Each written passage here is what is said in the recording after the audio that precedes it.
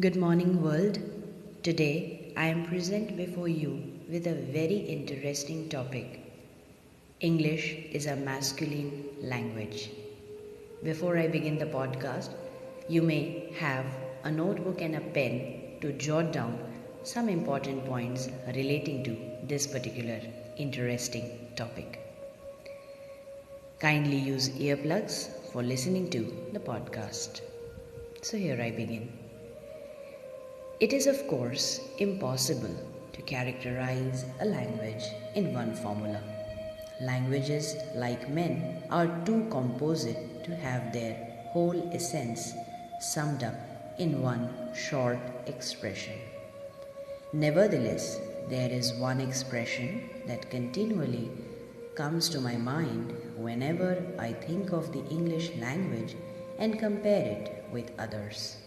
It seems to me positively and expressly masculine. It is the language of a grown-up man and has very little childish or feminine about it. A great many things go together to produce and to confirm that impression, things phonetical, grammatical and lexical, words and turns that are found in the language. In dealing with the English language, one is often reminded of the characteristic English handwriting. Just as an English lady will nearly always write in a manner that in any other country would only be found in a man's hand, in the same manner, the language is more manly than any other language I know. The Italians have a pointed proverb, Le parole son femine, e fatti son maschi. If briefness, conciseness, and terseness are characteristic of the style of men, while women, as a rule, are not such economizers of speech, English is more masculine than most languages. We see this in a great many ways. In grammar, it has got rid of a great many superfluities found in earlier English as well as in most cognate languages, reducing endings, etc., to the shortest forms possible, and often doing away with endings altogether. In English, the sense is expressed with the greatest clearness or clarity imaginable, and all the unstressed endings E and N, which make most German sentences so drawling, are avoided. Business-like shortness is also seen in such convenient abbreviations of sentences as abound in English. For instance, while fighting in Germany, he was taken prisoner, is written while he was fighting. This expression reminds one of the abbreviations used in telegrams. They are syntactical correspondencies to the morphological shortenings that are also of such frequent occurrence in English. Cab for cabriolet, bus for omnibus, photo for photograph, phone for telephone, and innumerable others. This cannot be separated from a certain sobriety in expression, as an Englishman does not like to use more words or more syllables than are strictly necessary, so he doesn't like to say more than he can stand to. An Englishman does not like to commit himself by being too enthusiastic or too distressed, and his language accordingly grows sober, too sober perhaps, and even barren, when the object is to express emotions. There is in this trait a curious mixture of something praiseworthy, the desire to be strictly true without exaggerating anything or promising more than you can perform, and on the other hand of something blameworthy, the idea that it is affected or childish and effeminate to give vent to one's feelings, and the fear of appearing ridiculous by showing strong emotions. But this trait is certainly found more frequently in men than in women, so I may be allowed to add this feature of the English language to the signs of masculinity I have collected. If we turn to other provinces of the language, we shall find our impression strengthened and deepened. It is worth observing, for instance, how few diminutives the language has and how sparingly it uses them. English, in this respect, forms a strong contrast to other languages. The business-like, virile qualities of the English language also manifest themselves in such things as word order.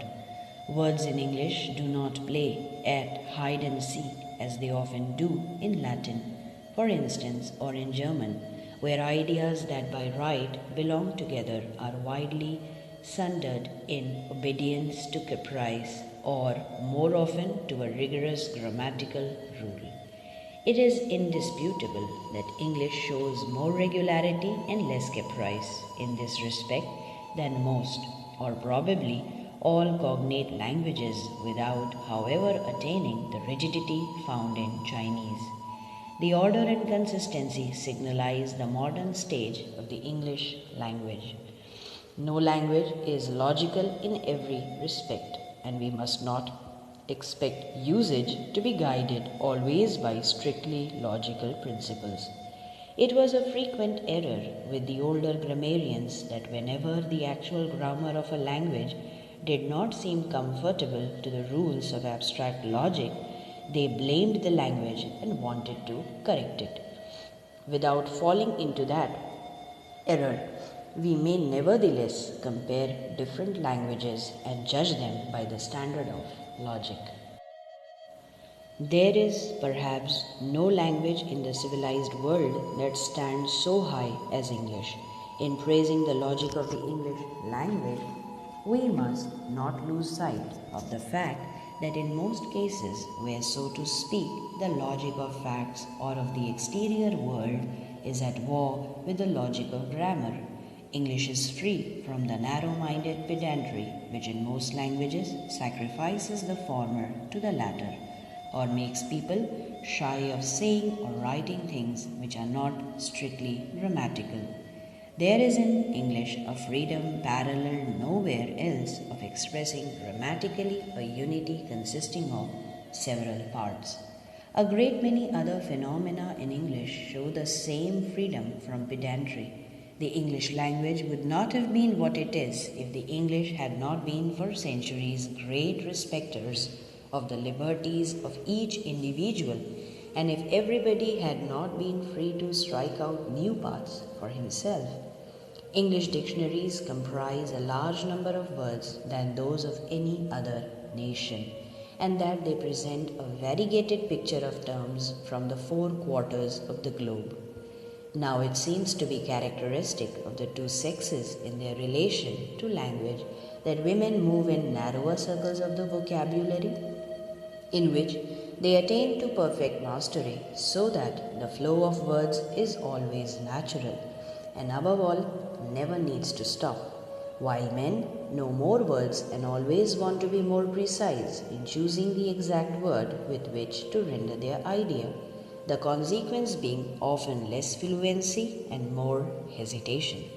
It has been statistically shown that a comparatively greater number of stammerers and stutters are found among men than among women. Teachers of foreign languages have many occasions to admire the ease with which female students express themselves in comparison to the male students. So this was all about how English can be treated as a masculine language. Please leave your observation and your questions relating to this particular topic in the comment section below. It is further advisable to please do like, share and subscribe to the channel, and don't forget to click on the bell icon for latest updates. Thank you for your valuable time. Here's wishing you a great day ahead.